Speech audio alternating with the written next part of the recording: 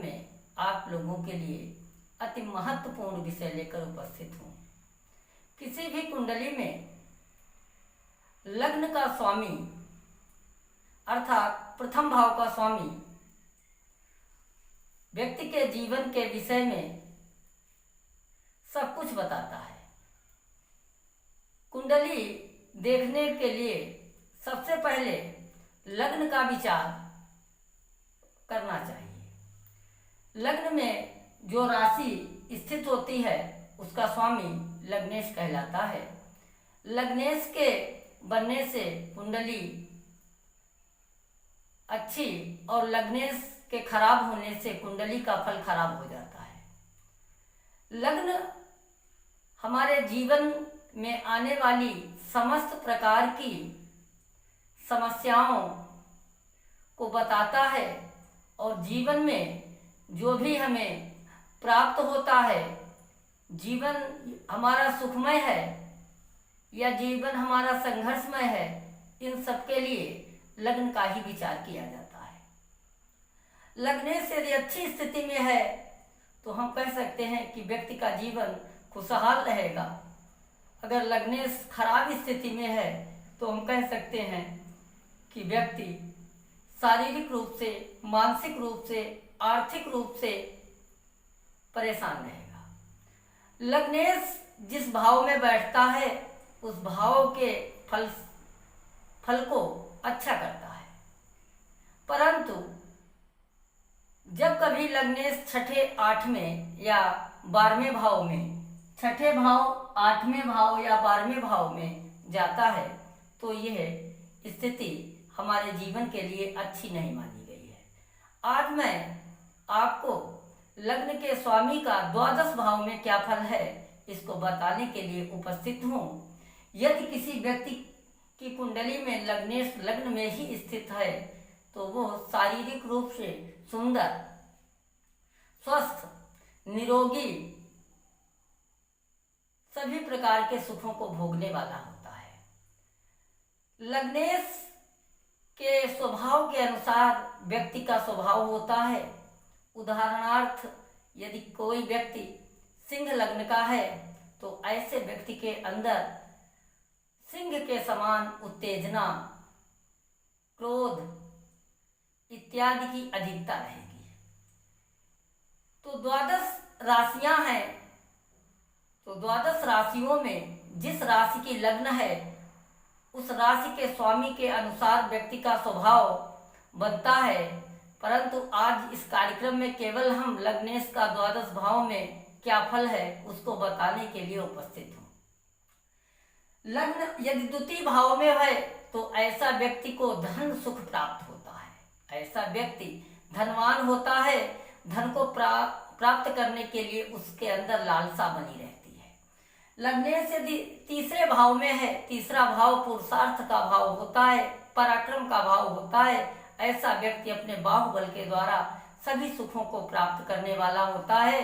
पराक्रम भाव में लग्नेश बैठा होने पर व्यक्ति जिस काम को करता है उसको पूर्ण करने के पश्चात ही रुकता है, यानी उसके अंदर कार्य क्षमता बहुत प्रचुर मात्रा में होती है। यदि लग्नेश चतुर्थ स्थान में है तो ऐसे व्यक्ति को अनायास भूमि, भवन, वाहन एवं माता का सुख उत्तम प्राप्त होता है। बात करें पंचम भाव की, यदि लग्न का स्वामी पंचम भाव में बैठा हो तो ऐसा व्यक्ति बुद्धिमान होता है और प्रायः देखने में ये भी आया है कि ऐसे व्यक्ति की प्रथम संतान पुत्र संतति ही होती है।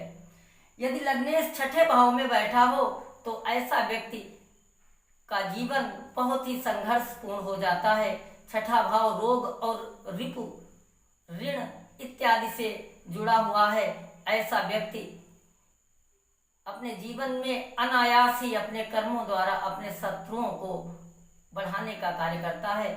ऐसा व्यक्ति मुकदमा, कोर्ट कचहरी इत्यादि के क्षेत्र में उसको नाना प्रकार की समस्याओं का सामना करना पड़ता है।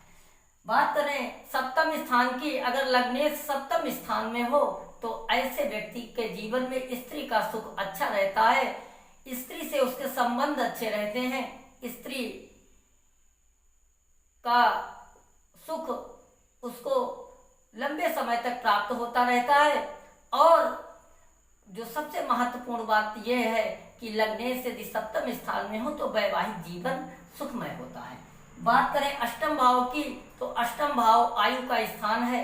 लग्न का स्वामी यदि आयु स्थान में स्वग्रही है या मित्र क्षेत्री है अथवा उच्च राशि का है तो ऐसे व्यक्ति की आयु लंबी होती है। लग्न का स्वामी यदि नवम स्थान में बैठे तो यह योग बहुत ही उत्तम होता है। ऐसा व्यक्ति जन्मजात भाग्यवान होता है, भाग्य का सुख उसको प्राप्त होता है, पिता का सुख उत्तम होता है और नवम भाव धर्म से भी जुड़ा होता है। तो ऐसा व्यक्ति धार्मिक विचारधारा का होता है, ईश्वरवादी होता है, पूजा पाठ में विश्वास करता है। अब बात करें दसम भाव की, तो दसम भाव में यदि लग्नेश बैठा होता है तो ऐसे व्यक्ति को विभिन्न प्रकार के रोजगार, कोई भी वो कार्य करता है उसको उसमें सफलता मिलती है। यदि वो सर्विस के क्षेत्र में तैयारी करता है तो उसको उच्च पद मिलता है।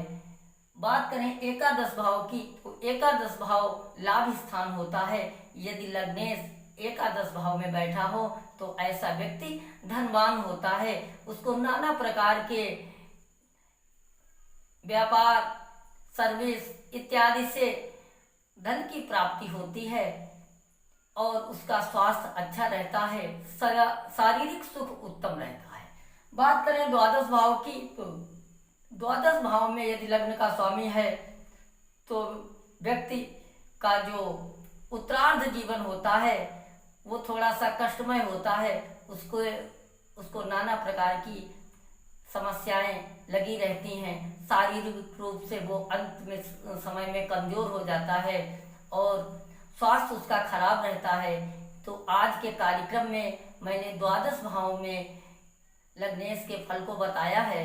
इस फल में न्यूनता या अधिकता इस बात पर भी निर्भर करती है कि लग्नेश पर शुभ ग्रह की दृष्टि हो तो उसका कुप्रभाव कम हो जाता है, और यदि लग्नेश पर पापक ग्रह की दृष्टि हो तो उसके शुभ प्रभाव में भी कमी देखने को मिलती है। ये हम अगले वीडियो में आपको बताएंगे कि लग्नेश का विभिन्न ग्रहों से या क्या संबंध है, उसका क्या फल है, या लग्न पर शुभ ग्रह की दृष्टि पड़ रही है या पूरक ग्रह की दृष्टि पड़ रही है तो उसका क्या फल है। अगले वीडियो में हम आपको उसके विषय में जानकारी देंगे। आज के कार्यक्रम में बस इतना ही। धन्यवाद।